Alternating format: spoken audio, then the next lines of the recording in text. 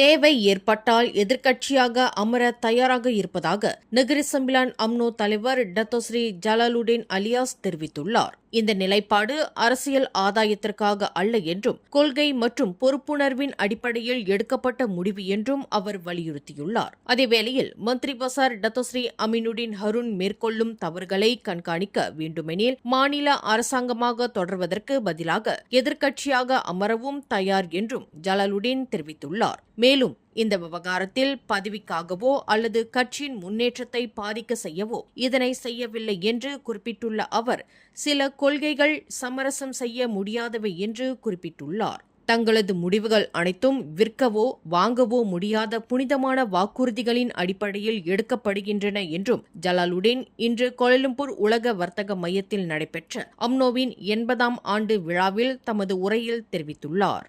மேலும் செய்திகளை தெரிந்து கொள்ள கீழே இருக்கும் பெல் பட்டனை அழுத்துங்கள். உங்கள் மகிழ்ச்சியை வெளிப்படுத்த லைக் மற்றும் ஷேர் செய்யுங்கள். தொடர்ந்து திசைகளோடு இணைந்திருக்க சப்ஸ்கிரைப் செய்யுங்கள்.